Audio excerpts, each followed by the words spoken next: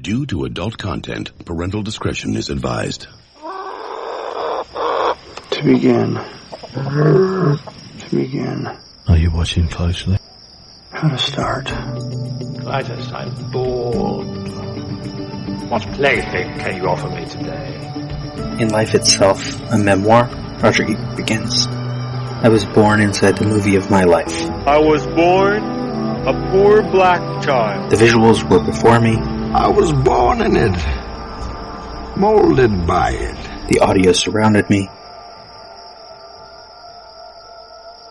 The plot unfolded inevitably, but not necessarily. I don't remember how I got into the movie, but it continues to entertain me. At first, the frames flicker without connection. We all are born with a certain package. We are who we are. Where we were born, who we were born as, how we were raised. We're kind of stuck inside that person. And the purpose of civilization and growth is to be able to reach out and empathize a little bit with other people. And for me, the movies are like a machine that generates empathy. It lets you understand a little bit more about different hopes, aspirations, dreams, and fears. It helps us to identify with the people who are sharing this journey with us.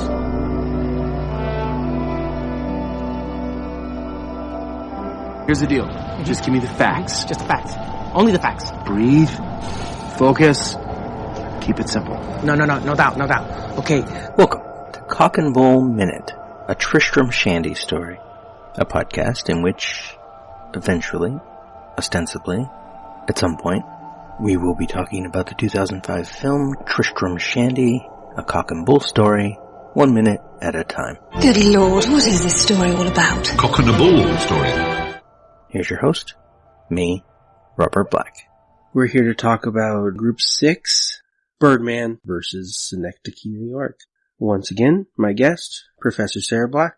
Talk about Caden directing Death of a Salesman. Death of a Salesman. A lot of the audience would probably be familiar with that particular play, but... Or at least have an idea of it. But some might not. But this is a play about one achieving the American dream, typically by one of two ways. And the way that...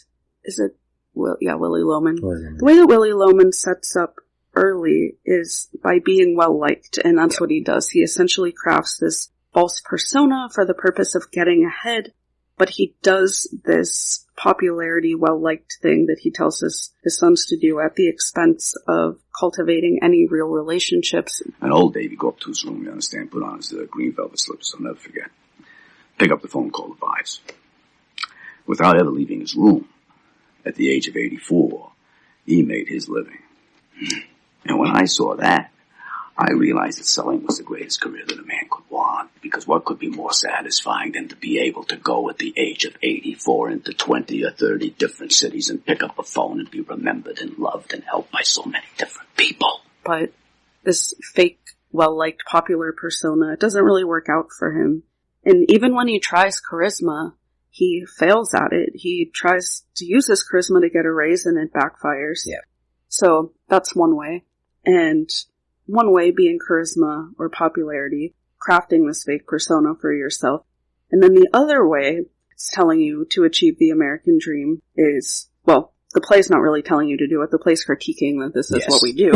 But the other way to achieve the American dream, to get the house and all the household appliances and consumer goods. So this play is set around World War II era, and this is when Americans were just getting ready to head into the baby booming kind of economic booming time, where a lot of these appliances or things like cars or washing machines or just things that we take for granted that most people have in their homes now were new consumer goods, and people aspired to have them. They were equated with status, and for the first time, you didn't have to be rich to own these items. Yeah, the refrigerator is a big deal. Yeah. So to get that house and the refrigerator and the washing machine and all of these consumer goods essentially cost him his life. It's not coincidental that Loman dies at the end of this play as the last mortgage payment on his house is made. Why did you do it? I search and I search. search. And I can't understand it, Willie. I made the last payment on the house today. Today, dear.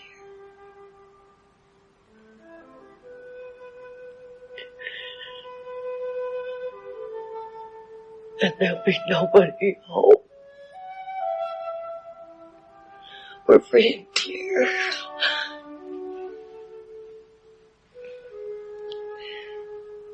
We're free.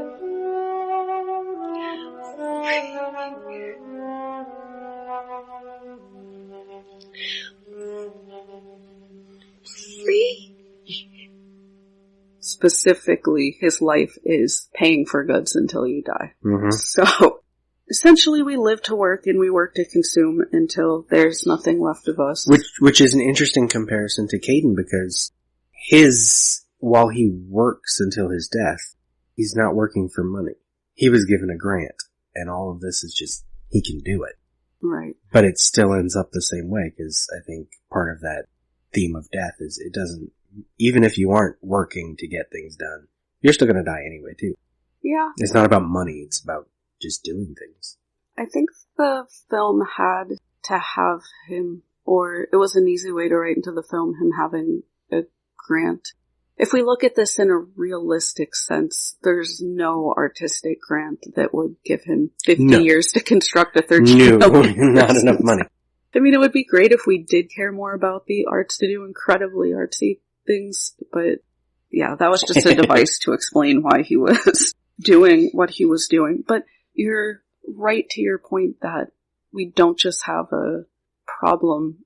The American dream doesn't just have a problem in connecting money or the problems with capitalism. It's also this idea of toxic productivity where you have to be busy or working. Like, our brains don't even conceive the fact that we could work a lot less and do everything that we need to do. Although I think with COVID that is changing for some people because people are realizing they can have a 3-hour workday instead of an 8-hour. And still get things done. And let me also say, I realize that a lot of people are working so many more hours than ever. So there could be some mom who's homeschooling her kids and trying to work being like, to hell with you, I'm not working 3 hours a day. But for people who don't have outside responsibilities, primarily like from an office job, realizing we don't need to sit 8 hours at a desk to perform the same functions that we're doing. But there's just this idea, this old like factory system idea that we have to be on a clock from this time to this time, and we have to essentially be owned by time and money. Like, time and money control us. Very few people, unless they're really independently wealthy, don't really have control. Like, they can't use time and money for control. And that's actually part of communication studies. This idea of chronemics, where the people who have the highest power will have more control over the time. I'm gonna take them for everything they've got. Come on, help yourselves. Take the time, it's free. You put enough time in the wrong hands, you upset the whole system. Let's hope so. If this works, we gotta get more. I can help you get all the time you want. You know we're coming to get you.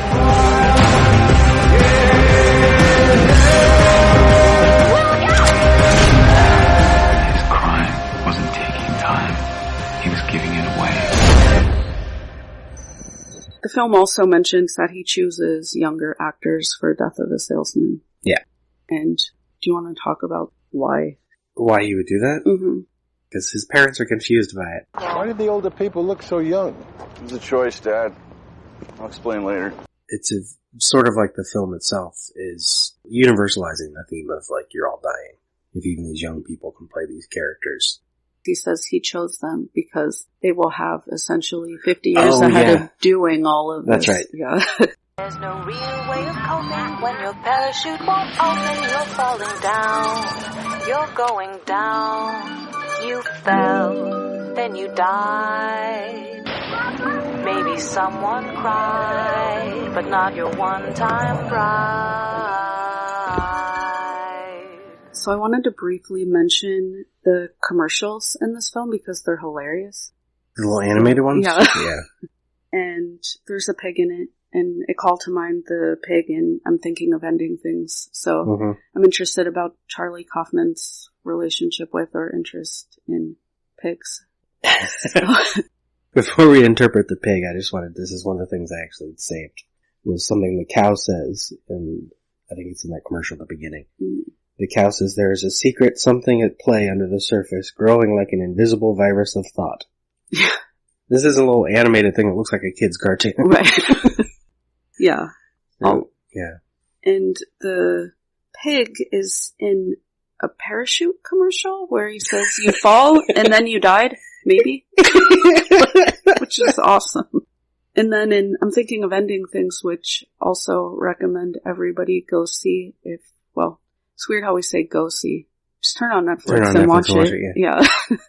The pig in there, he talks about an actual pig being infested with maggots and how that shaped him growing up. And then he also has a pig in a commercial at the end of his life, so I won't give too much away. But so what do you think Charlie Kaufman is doing with pigs? Yeah, I don't know. I'm really interested. Pigs are interesting because they're, depending on your experience directly with them, they are like dirty animals that like you don't want to spend any time with. For me, I mean, grew up in a thing where like you don't eat pork and that stuff, so they're just this weird animal we didn't deal with at all. But then if you actually are near pigs, they're kind of cute. Some of them are a little ugly, but they're kind of cute and they're playful. You can have them as pets. And they actually are clean. They just use the mud to cool off. Right. It's not like they enjoy specifically the dirtiness of rolling around in it. It just tends to be the coolest spot. And eating whatever doesn't make them dirtier. I mean, maybe their mouth is, I haven't checked. And they're quite intelligent animals. Yep. So they're just as smart as cats and dogs, and wasn't planning to turn this too much into like a pro-vegetarian, don't eat pigs thing, but yeah, I just find the commercials hilarious. Dr. Madeline Gravis, so completely different topic. The self-help scene. Self-help, yeah. With all her books. Just the way those scenes are shot are interesting too. Like she's in one scene on the couch and he's sitting on another couch across from her. And then there's a huge ladder up to her bookshelf. The bookshelves, what is he depicting? That any actual knowledge or whatever is like far or out of reach. It's just, I'm not really sure what he was going for, but the self-help books and his view of self-help is just, it's hilarious because there are those self-help people who seem clearly in it just for fame and money, and they kind of swindle people and they're not particularly helpful. She shows him a book written by a 5-year-old neo-Nazi who killed himself after he published a book at age 4. Why? I don't. I think the immediate thing I got from that is it's if we take the film as sort of what Caden sees, like it's not all quite real. Yeah. We could assume he just is thinking, even this 4-year-old who's a Nazi is more successful than I am. And also dies. Yeah. And he could be having neo-Nazi German images in his mind too, because his wife took their daughter to Germany. Yeah. And maybe it was 4 or 5 years ago, and that's... And I believe the tattoos that Olive has when she's an adult match the kid's tattoos on the book cover as well. Yeah.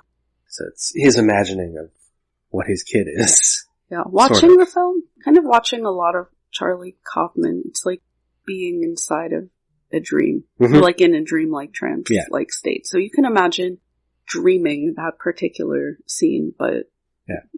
Like, whoa, I just had a really weird dream last night. That there was a 5-year-old this one is essentially becoming more dreamlike the more Caden tried to create reality. It's like that memory thing we were talking about last time. You try to remember it, it gets less real.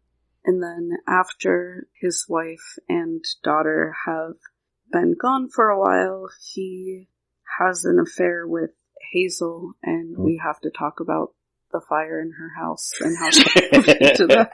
One of my favorite parts of this movie is that conversation she has with the real estate agent. It's like, I'm just worried about dying in the fire. I've always loved this house. Yes, it's a wonderful place. The truth is, I never really imagined I could afford it. The sellers are very motivated now. It's a scary decision. I never thought I'd buy a house alone. But I'm 36 and I wonder what it is I'm waiting for. Home buying is always scary. And with the fire and all, especially. Well, it's a good size, though. 2,200 square feet, not including the partially finished basement. Oh, I don't know. I'm thinking I should go. It's a perfect size for someone alone. I like it. I do. I'm just really concerned about dying in the fire. It's a big decision how one prefers to die. And the real estate agent says it's a big decision how one prefers to die. Mm-hmm. And that's actually an overlap with Birdman there too, thematically. So there's a similar mention there. And I mean, a lot of metaphor here. Fire in the walls could represent the unhappiness of the previous owners. The fire in our own walls, what we hide behind closed doors that we keep hidden from others. And Hazel does end up dying of smoke inhalation. Yeah. So. But it takes 50 years, so she does okay. Yeah. And that's the thing. Like, all of these things, like her fire in the walls that she was dealing with and his slow deterioration of his body, they aren't things that are sudden. Like, most of us die slowly, barring a horrific accident or a terrible cancer. Most of us have to deal with the process of getting older and dying over a long period of time. Which is counter to Death of a Salesman, sort of. Is it he's getting older, but his death is sudden at the end of that. As far as his wife's concerned, unexpected. I had a quote here. I don't know whether it's Caden's quote. What is it? So related it to Charlie Kaufman in the house. It says, that's exactly what happens there. She chooses to live in this house. She's afraid it's going to kill her. Oh no, this was an interview with Charlie Kaufman where he asked about the house. And she's afraid it's going to kill her, but she stays there, and it does. Yeah. And that is the truth about any choice we make. We make choices that resonate throughout our lives. Mm-hmm. Cosmo. What? I just want you to know, no matter what you do, you're gonna die, just like everybody else. Thank you, Rose. You're welcome. And we are all going to die. And whether it's a relationship, whether it's a career choice, whether it's just how, on a more fundamental sense, we choose to live or interact or communicate with others, we all make those choices. And it sounds trite and cliche, but I guess it's true. It's a big theme for your whole, like, Groundhog Day project. Yes. Too, right? You make choices and you live with them. You make choices and you live with them. Even this show is, I created this bracket, and then you're talking about Charlie Kaufman's new movie, and I'm like, after this bracket ends, I need to do a new bracket of movies that came out this year that should be added to the bracket. Try to figure out where they fit. There's always new ones, at least until society completely collapses. Yes. As it kind of does at the end of Synecdoche, New York. Yeah. Since we're talking about Hazel. Yeah. Some more absurd fun things is after they've been apart for a while and they see each other again, but in the construct of his play. Is the relationship always in the construct of his play? It's one play and then the other play. Yeah. Yeah. So she tells him she has 5-year-old twins, Robert, Daniel, and Alan. Yeah. So it just made me... Oh. Also that she got fired because she caused an outbreak of conjunctivitis. Which is so absurd. So she has to beg Hayden for a job. Yeah. To support her twins who are 3 people due to her eye infection. Okay. Yeah. Exactly. Makes perfect sense. And later, near the end of the film, when they reconnect again, because you've been part of me for so long, I breathe your name with every exhalation. Hazel, you've been a part of me forever. Don't you know that?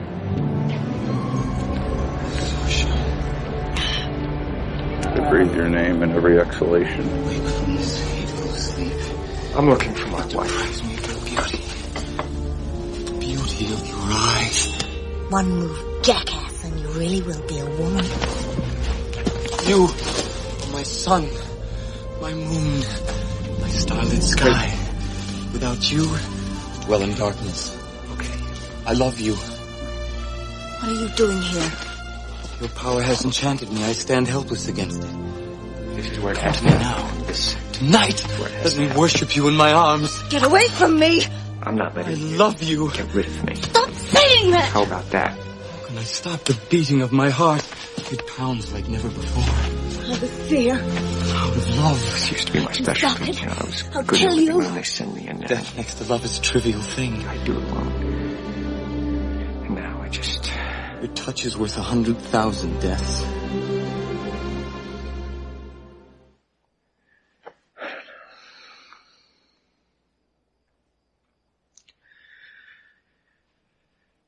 But tonight, our little project, our company, had a very big night. A very, very big night. But it wasn't complete. It wasn't nearly close to being in the same vicinity as complete. Because I couldn't share it with you. I couldn't hear your voice. Or laugh about it with you. I miss my wife.